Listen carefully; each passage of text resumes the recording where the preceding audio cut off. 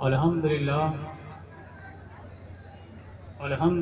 رب العالمین والعاقبۃ للمتقین والصلاة والسلام علی سلطان السلاطین وعلی آلہ وصحابہ اجمعین، اما بعد فاعوذ باللہ من الشیطان الرجیم، بسم اللہ الرحمن الرحیم۔ یا ایھا الذین آمنوا اتقوا اللہ وکونوا مع الصادقین، صدق اللہ العلی العظیم وصدق رسولہ النبی المبین المتین الکریم، ونحن علی ذلک لمن الشاہدین والشاکرین والحمد للہ رب العالمین۔ منبر نور پر جلوہ افروز علماء کرام، شورۂ اسلام، تمام سامعین کرام، السلام علیکم ورحمۃ اللہ وبرکاتہ۔ محترم حضرات، اس ناچیز کو یہ سعادت نصیب ہوئی کہ آپ تمامی حضرات کے سامنے جشن غوث الورا میں لب کشائی کرنے کی سعادتیں حاصل ہوئیں۔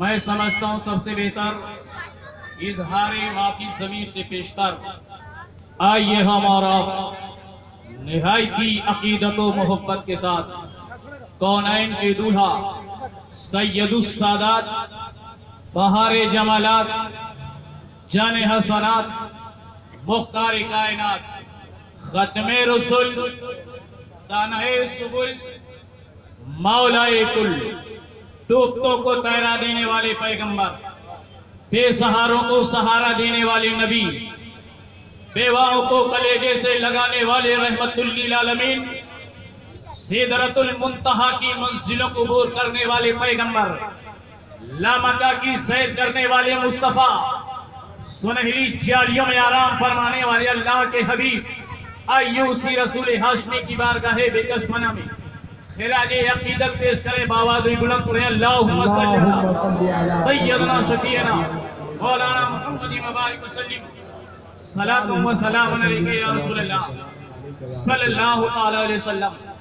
جو شے تیری نگاہ سے گزرے درود پڑھ، جو شے تیری نگاہ سے گزرے درود پڑھ، ہر کل جز ہے مظہر انوار مصطفیٰ۔ ایک مرتبہ جی لگا کے درود پاک پڑھیں، صلی اللہ علیہ نبی امینا صلی اللہ علیہ وسلم، صلاۃ و سلام علیکہ یا رسول اللہ صلی اللہ علیہ وسلم۔ اللہ کے حبیب صلی اللہ علیہ وسلم ارشاد فرماتے ہیں، اللہ فطر یحب الفطرہ، اللہ بے جوڑ ہے اور بے جوڑ ہی کو پسند فرماتا ہے۔ لہذا اس حدیث مصطفیٰ پر عمل کرتے ہوئے ایک مرتبہ اور تہہ دل سے درود مصطفیٰ پڑھیں، صلی اللہ علیہ نبی صلی اللہ علیہ وسلم، صلاۃ و سلام علیکہ یا رسول اللہ صلی اللہ علیہ وسلم۔ واہ کیا مرتبہ ہے اے غوث بالا تیرا، واہ کیا مرتبہ ہے اے غوث بالا تیرا، اونچے اونچوں کے سروں سے ہے قدم آلہ تیرا۔ بے شک بے شک، سر بھلا کوئی کیا جانے کہ ہے کیسا تیرا، سر بھلا کوئی کیا جانے کہ ہے کیسا تیرا، اولیاء ملتے ہیں آنکھیں وہ ہے تلوہ تیرا، اولیاء ملتے ہیں آنکھیں وہ ہے تلوہ تیرا۔ اور جب بارگاہ رسالت میں اپنا شفیع لے کر کے جانا ہوا تو عقیدے کی جان، سنیت کی پہچان، امام احمد رضا خان کہتے ہیں تیری سرکار میں لایا ہے رضا اس کو شفیع جو میرا غوث ہے اور لاڈلا بیٹا تیرا، جو میرا غوث ہے اور لاڈلا بیٹا تیرا۔ محترم حضرات، ابھی خطبہ مسئلہ کے بعد جس آیت کریمہ کی تلاوت کرنے کا شرف حاصل کیا، پروردگار عالم کا ارشاد گرامی ہے، خلاق دو عالم کا ارشاد گرامی ہے، جس نے فرعون کا تاغوتی بیڑا دریائے نیل کی بل خاکی موجوں میں غرق کر دیا، وہ چاہے تو ناتوا کو توانائی دے دے، وہ چاہے تو گداگر کو بادشاہی دے دے، وہی دل کے داغوں کو ستاروں کی پابندگی عطا کرتا ہے، وہی غبارے راہ کو دوش ہوا پر بلند کرتا ہے، اسی پروردگار عالم ارشاد گرامی ہے جس نے حضرت یوسف علیہ السلام کو حسن و جمال کا پیکر بنا کر کے بھیجا، اسی رب کائنات کا ارشاد گرامی ہے جس نے حضرت ایوب کو صبر و استقلال کا پیکر بنا کر کے بھیجا، اسی پالنہار کا ارشاد گرامی ہے جس نے حضرت لقمان کو حکمتیں عطا فرمائی، اسی پروردگار عالم کا ارشاد گرامی ہے جس نے حضرت ابراہیم پیغمبر پر آتش قدر نمرود کو گلزار فرما دیا، اسی پالنہار کا ارشاد گرامی ہے جس نے حضرت یونس علیہ السلام کو لقمہ ماہی بنانے کے باوجود زندگی کے نعمت عظمی سے محروم نہیں فرمایا، اسی پروردگار عالم کا ارشاد گرامی ہے جس نے رسول کائنات کو ساری کائنات کے لیے رحمت للعالمین بنا کر کے مبعوث فرمایا، اسی رب کائنات کا ارشاد گرامی ہوتا ہے اے لوگو، اے ایمان والو، اللہ سے ڈرو اور سچوں کے ساتھ ہو جاؤ، اللہ سے ڈرو اور سچوں کے ساتھ ہو جاؤ۔ کن کے ساتھ رہنے کے لیے قرآن ہمیں حکم دے رہا ہے، کن کے ساتھ ہمیں رہنے کے لیے قرآن ہمیں حکم دے رہا ہے، سچوں کے ساتھ رہنے کے لیے حکم دے رہا ہے۔ سچے کون ہیں؟ انبیاء کرام، اولیاء کاملین، صحابہ، اہل بیت اطہار، بزرگان دین، یہ سب سچے ہیں، انہی کے ساتھ رہنے کے لیے قرآن ہمیں اعلان کر کے کہہ رہا ہے اے ایمان والو، اللہ سے ڈرو اور سچوں کے ساتھ ہو جاؤ۔ میرے دوست سنو، ایک لمحے کی توجہ چاہتا ہوں۔ اللہ تبارک و تعالیٰ نے اس آیت کریمہ میں دو اہم خزانوں کا ذکر فرمایا ہے، ایک ایمان اور ایک تقوی۔ ایمان اور تقوی ایسی لازوال نعمت ہے جو ہمیں دنیا میں بھی کام آنے والی ہے اور آخرت میں بھی کام آنے والی ہے۔ آؤ میں تمہیں بتاؤں، اس ایمان اور تقوی کا چور کون ہے؟ شیطان ہے۔ ڈکیت کون ہے؟ شیطان ہے۔ آپ دنیاوی مثال سمجھتے ہوئے چلیں، جب ہمارے تمہارے پاس روپیہ زیادہ ہو جاتا ہے، مال زیادہ ہو جاتا ہے، تو دل و دماغ پر یہ بات لاحق ہو جاتی ہے کہ کہیں یہ روپیہ، کہیں یہ مال کوئی چور چرا کر کے لے کر کے نہ چلا جائے، کوئی ڈکیتی ڈال کر کے لے کر کے ہمارے محنت کی کمائی کو لے کر کے نہ چلا جائے۔ تو آپ اس مال کو جمع کرنے کے لیے، اس کو محفوظ کرنے کے لیے آپ کیا کرتے ہیں؟ بھارت گورنمنٹ کا وسیلہ لیتے ہیں، بینکوں کو تلاش کرتے ہیں، بینکوں میں روپیہ جمع کرتے ہیں تاکہ ہمارا مال محفوظ رہ سکے۔ بلا تاخیر سمجھ جاؤ مسلمانوں، دنیاوی مال کے لیے آپ نے دنیاوی وسیلہ تلاش کیا تاکہ مال محفوظ رہے، اور یہ جو ایمان اور تقوی ہے جس کا چور شیطان ہے، اب اس ایمان اور تقوی کی حفاظت کے لیے ہمیں کیا کرنا ہے؟ قرآن کہتا ہے اے ایمان والو، اللہ سے ڈرو اور سچوں کے ساتھ ہو جاؤ۔ اب اس تقوی کی حفاظت کرنا ہے تو ضروری ہے ہمیں غوث اعظم کے دامن سے منسلک ہونا پڑے گا۔ ایمان و تقوی کی حفاظت کرنا ہے تو ضروری ہے خواجہ اجمیری کے دامن سے وابستہ ہونا پڑے گا۔ جب ایمان و تقوی کی ہمیں حفاظت کرنا ہے تو ضروری ہے کہ اعلیٰ حضرت فضل بریلوی کے عشق کے سانچے میں ڈھلنا پڑے گا۔ ہمیں ایمان و تقوی کی حفاظت کرنا ہے تو ضروری ہے کہ محمد میاں علیہ رحمت و رضوان کے دامن سے ہمیں منسلک ہونا پڑے گا۔ جب تک کہ ہم ان دامن بزرگوں کے دامن سے وابستہ نہیں ہوں گے، ہمارے ایمان و تقوی کی حفاظت نہیں ہو سکتی ہے۔ اور تاریخ کے روشن باب کو میں دہرا دوں، کون نہیں جانتا ہے حضرت ولی اللہ کے ولی کامل حضرت امام فخر الدین رازی رحمت اللہ علیہ کو جب نزا کا وقت آتا ہے، شیطان آتا ہے، آ کر کے کہتا ہے اے رازی، تو نے زندگی بھر مناظرہ کیے، تو نے اللہ کی وحدانیت کا اعلان کیا، اے رازی یہ بتا اللہ کے ایک ہونے پر دلیل دے۔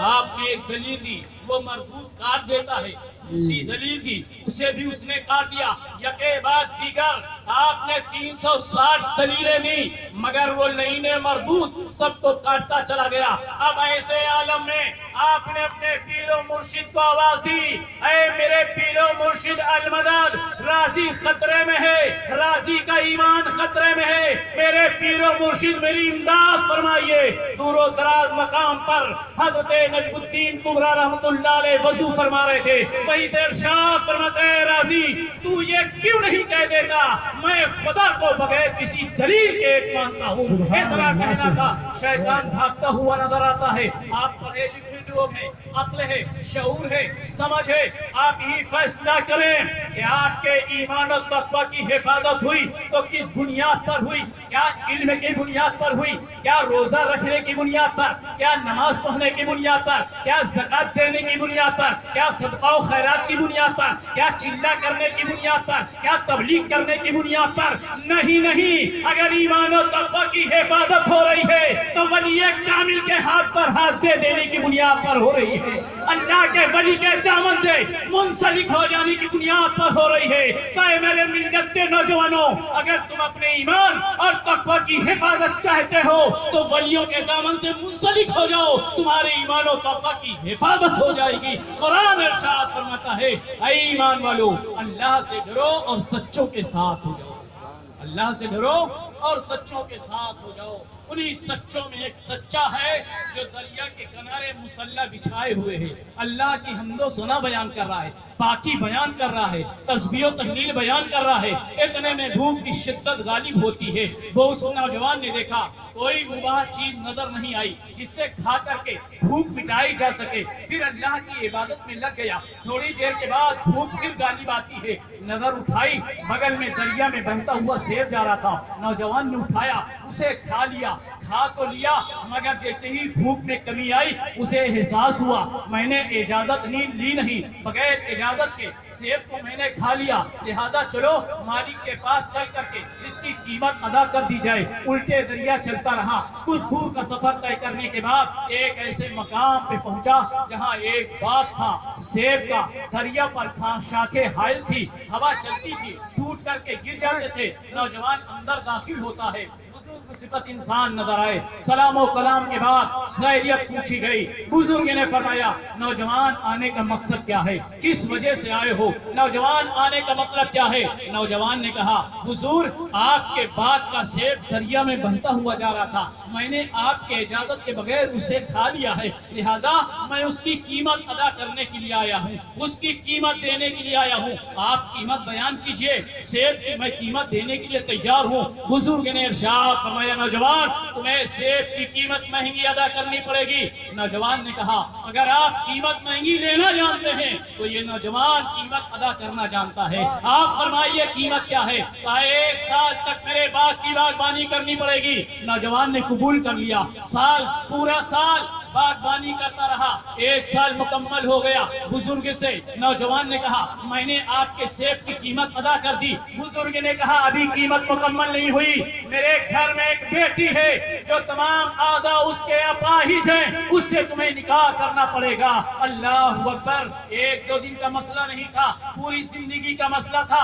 بزرگ فرماتے جا رہے ہیں اور نوجوان قبول کرتا چلا جا رہا ہے، نوجوان قبول کرتا چلا جا رہا ہے۔ بزرگ نے فرمایا بیٹی میری اندھی ہے، بیٹی میری گونگی ہے، میری بیٹی بہری ہے، میری بیٹی لنگی ہے، میری بیٹی لنگڑی ہے، ایسی معذور بیٹی سے تمہیں نکاح کرنا پڑے گا، تمہارے عقد میں اپنی بیٹی کو میں دینا چاہتا ہوں۔ نوجوان قبول کرتا چلا گیا، عقد ہو گیا، نکاح ہو گیا، چابی حوالے کر دی بزرگ نے۔ جیسے ہی نوجوان اندر داخل ہوتا ہے کیا دیکھتا ہے، فوراً واپس آیا اور کہتا ہے یہاں دنیا کی کوئی دلہن نہیں بلکہ جنت کی حور نظر آ رہی ہے۔ فوراً نوجوان واپس آتا ہے اور کہتا ہے حضرت جیسے آپ نے بتایا تھا میں نے اس کے الٹا پایا، آپ نے کہا دیکھ نہیں سکتی، وہ دیکھتی ہوئی نظر آ رہی ہے، آپ نے کہا بول نہیں سکتی، وہ تو سلام کا جواب دیتی ہوئی نظر آ رہی ہے، آپ نے کہا سن نہیں سکتی ہے مگر وہ سنتی ہوئی نظر آ رہی ہے، آپ نے کہا تھا وہ پکڑ نہیں سکتی ہے مگر وہ پکڑتی ہوئی نظر آ رہی، آپ نے کہا چل نہیں سکتی ہے وہ تو چلتی ہوئی نظر آ رہی ہے۔ بزرگ نے مسکرا کر کے جواب دیا، تبسم فرما کر کے جواب دیا اے نوجوان جو تو نے پایا وہ بھی سچ ہے اور جو میں نے فرمایا وہ بھی سچ ہے، جو تم نے پایا وہ بھی سچ اور جو میں نے کہا وہ بھی سچ، میری بیٹی بحری ضرور ہے مگر اس معنی کر کے کہ شریعت کے خلاف کبھی اس نے اپنے کانوں سے کسی بات کو نہیں سنا ہے۔ میری بیٹی زبان کی گونگی ضرور ہے مگر اس معنی کر کے جب زبان میں حرکت ہوئی ہے تو شریعت کے مطابق حرکت ہوئی ہے۔ میری بیٹی اندھی ضرور ہے مگر اس معنی کر کے کہ اپنے آنکھوں سے کسی غیر محرم کو دیکھی نہیں ہے۔ میری بیٹی پیر اور ہاتھ کی معذور اس معنی کر کے ہے کہ شریعت کے خلاف کبھی اس نے اپنے ہاتھوں اور پاؤں سے کوئی کام نہیں کیا ہے۔ تو میرے دوست، جو بیٹا آج دولہا بنا ہے اس کا نام سید ابو صالح ہے، اور جو بیٹی دلہن بنی ہے اس کا نام ام الخیر فاطمہ ہے۔ جب ان دونوں کی اجوازی زندگی سے بیٹا پیدا ہوتا ہے تو بیٹا غوث اعظم پیدا ہوتا ہے، بیٹا پیران پیر پیدا ہوتا ہے، بیٹا گلکنگیر پیدا ہوتا ہے، بیٹا دستگیر پیدا ہوتا ہو۔ ارے جب ماں ہاجرہ ہو تو بیٹا اسماعیل ذبیح اللہ پیدا ہوتا ہے، جب ماں آمنہ ہو تو بیٹا رحمت للعالمین پیدا ہوتا ہے، جب ماں فاطمہ ہو تو بیٹا شہید اعظم پیدا ہوتا ہے، اور جب ماں ام الخیر فاطمہ ہو تو بیٹا غوث اعظم پیدا ہوتا ہے۔ ماں اتنی شریعت کی پابند ہو تو ماں یقیناً وہ بیٹا ولی کامل پیدا ہوا کرتا ہے۔ آج ہم میں سے کوئی بھی غوث اعظم کو نہیں دیکھ سکتا ہے، نہ کسی نے دیکھا ہوگا۔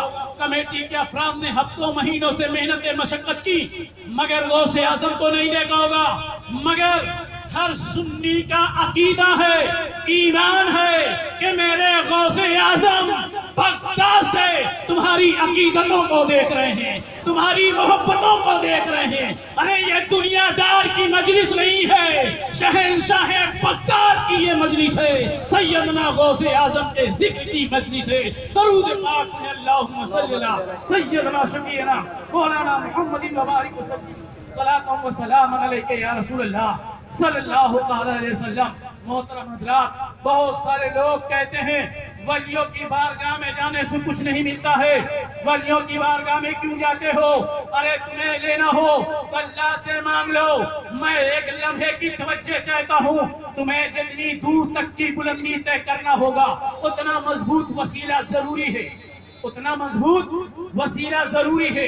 ایک بچے نے کہا حضرت وسیلہ ضروری ہے، میں نے کہا بے شک۔ دوسرے نے کہا وسیلہ ضروری نہیں، میں نے کہا بے شک۔ تو میرے دوست قاری اصغر صاحب کو ہو گیا شک کہ ضروری بھی ہے نہیں بھی ضروری ہے۔ تو دیکھو، جب پستی سے بلندی میں جانا ہو تو وسیلہ ضروری ہے، اور کسی کو دو مالا پر لے جا کر کے دھکا دے دو تو بغیر وسیلے کے نیچے آ جائے گا۔ بلندی پہ نیچے آنا ہو تو وسیلے کی ضرورت نہیں، لیکن پستی سے بلندی پہ جانا ہو تو وسیلے کی ضرورت ہے۔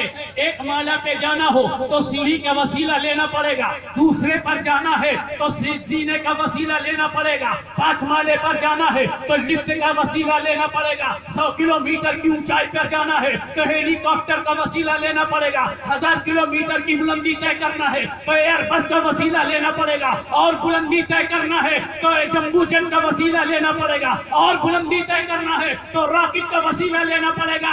تو جتنا بلندی جانا ہو اتنا ہی مضبوط وسیلہ ہونا ضروری ہے۔ تو نوٹ کرو، خدا سے زیادہ کوئی بلند و بالا ذات نہیں، اور مصطفیٰ سے زیادہ کوئی مضبوط وسیلہ نہیں۔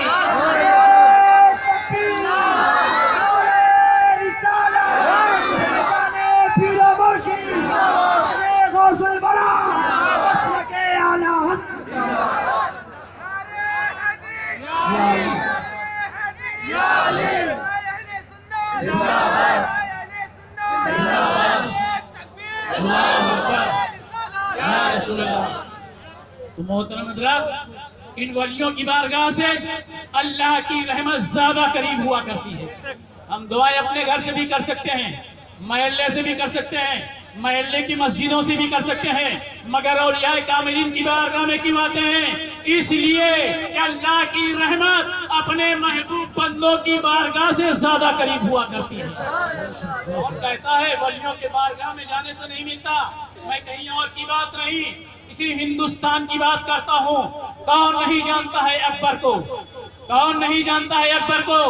جب اکبر کو اولاد لینا ہوا تو کسی میڈیکل کالج کا اس نے چہرہ نہیں دیکھا. جب اولاد لینا ہوا کسی ڈاکٹر کے پاس نہیں گیا تھا. جب اولاد لینا ہوا کسی حکیم کے پاس نہیں گیا.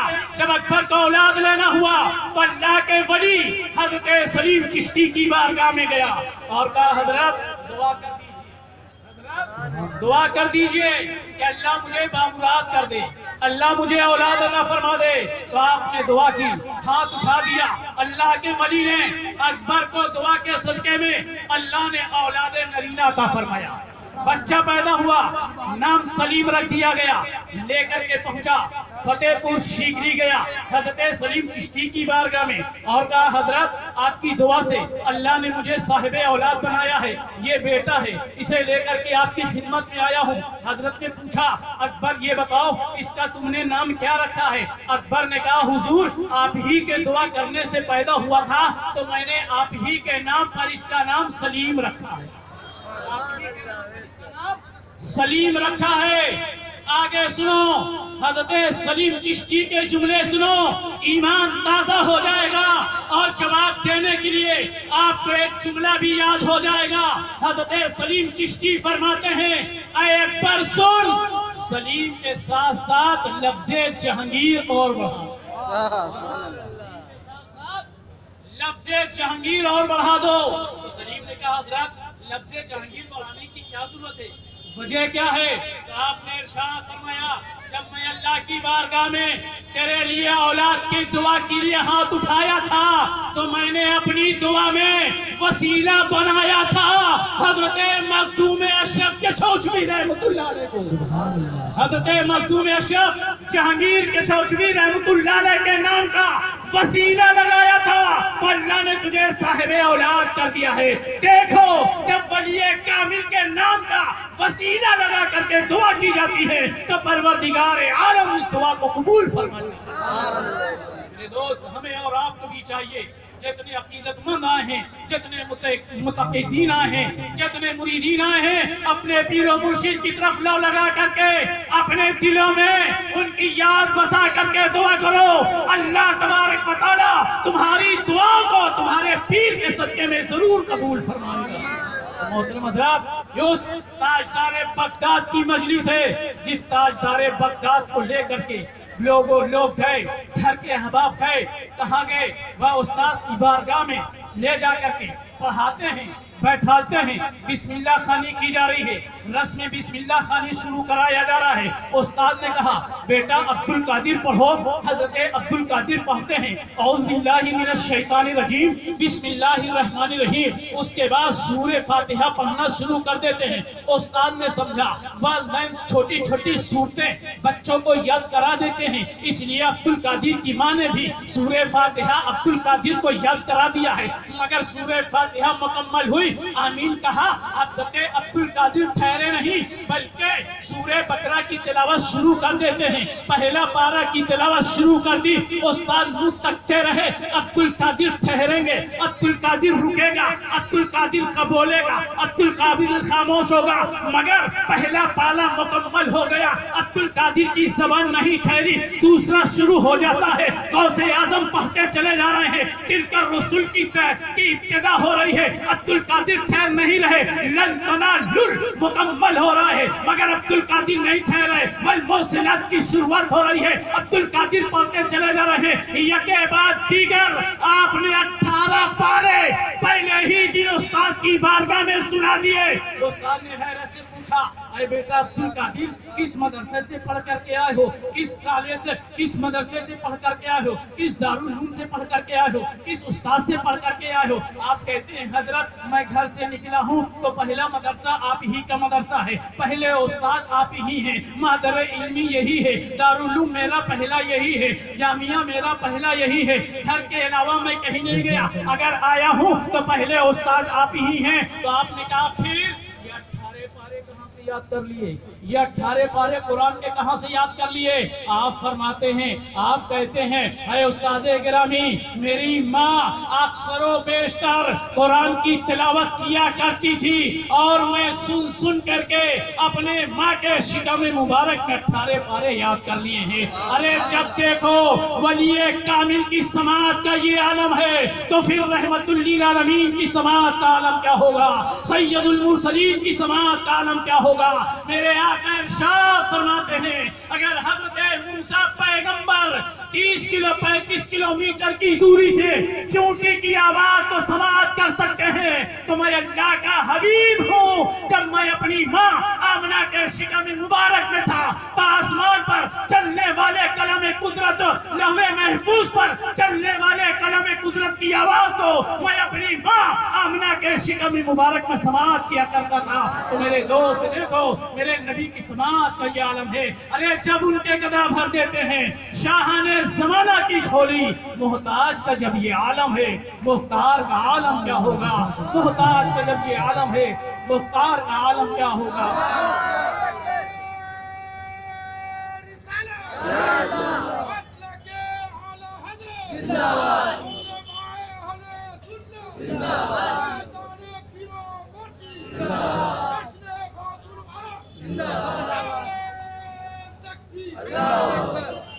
محترم حضرات، وقت میں اتنی گنجائش نہیں کہ آگے گفتگو کی جائے، انشاءاللہ الرحمن پھر کبھی موقع ملا تو آپ کے سامنے بیان کرنے کی سعادتیں حاصل کروں گا۔